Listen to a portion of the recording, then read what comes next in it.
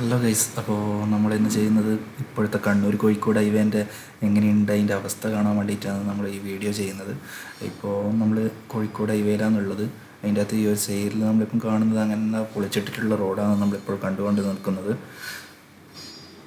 ഇപ്പം നമ്മൾ യാത്ര ചെയ്തതിൽ ഭൂരിഭാഗവും നമ്മൾ ചെയ്തത് സർവീസ് റൂട്ടിലോട്ടാണ് നമ്മൾ യാത്ര മുഴുവൻ വരുന്നത്. എവിടെയൊക്കെ കുറച്ച് ചെയ്ത് തീർന്നിട്ടുണ്ട്. പകുതി റോഡിൻ്റെ പണി കഴിഞ്ഞിട്ടുണ്ട്, വരെയൊന്നും ഇട്ടിട്ടില്ല. എല്ലാം ഏകദേശം വഴിയെല്ലാം ആയിട്ടുണ്ട്.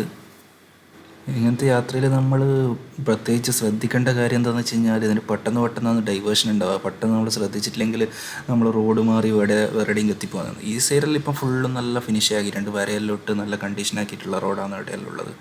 നല്ല അടിപൊളിയായിട്ട് പണി തീർന്നിട്ടുണ്ട്. ഇത് ഓപ്പണായ റോഡാണ് ഇപ്പോൾ.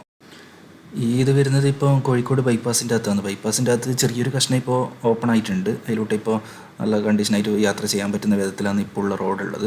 ഇതിപ്പോൾ ആദ്യമേ അതിൻ്റെ അകത്ത് ഇതായി പാലത്തിൻ്റെ അടുത്ത് വരുന്നത് ഇനിയും പണി കഴിഞ്ഞിട്ടില്ല. അതിപ്പോൾ പണി നടന്നുകൊണ്ടിരിക്കുന്നേ ഉള്ളൂ. അതിപ്പം പഴയ റോഡിലോട്ട് തന്നെയാണ് പോകുന്നത്. അതിന് സർവീസ് റോഡ് അങ്ങനത്തെ ഇതൊന്നും പാലത്തിന് ഉണ്ടാകുന്നതല്ല.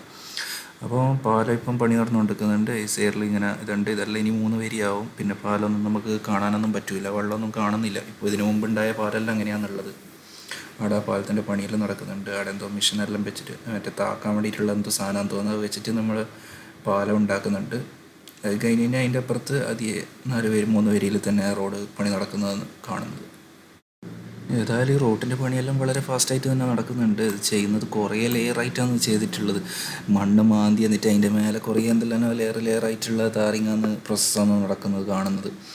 അപ്പോൾ ഇതെല്ലാം ഇപ്പോൾ ഒരു സൈഡിലോട്ട് തന്നെയാണ് അങ്ങോട്ടും ഇങ്ങോട്ടും വണ്ടി പോകുന്നത്. ഇപ്പം രണ്ടിന് പണി കഴിഞ്ഞ് കഴിഞ്ഞാൽ നല്ല വണ്ണത്തിൽ തന്നെ വരുന്നതാണ്.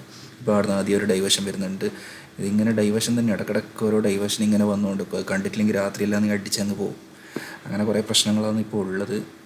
ഇപ്പോൾ ഇങ്ങനെ ഇത് സർവീസ് റോഡിൻ്റെ അടുത്ത് നിന്ന് ഇങ്ങോട്ടേക്ക് ഡൈവേഷൻ എടുക്കാൻ പറയുന്നത്. ഇപ്പോൾ സർവീസ് റോഡിലോട്ട് നമുക്ക് പോകാൻ പറ്റുന്നതാണെന്ന് തോന്നുന്നത്. നമുക്ക് ഏതായാലും ഇവിടെ ഹൈവേ ഉണ്ട്, നമുക്ക് ഇനി അതിലേ പോകാം. ഇവിടെ നിന്ന് ഇപ്പോൾ ആദ്യ റോഡിൻ്റെ പണി കഴിഞ്ഞാൽ മതിയാണെന്നുള്ളത്. ഇത്രയൊക്കെയാണ് നമ്മളെ ഇപ്പോൾ ഉള്ള പുതിയ ഹൈവേൻ്റെ അവസ്ഥ ഇപ്പോൾ ഉള്ളത്.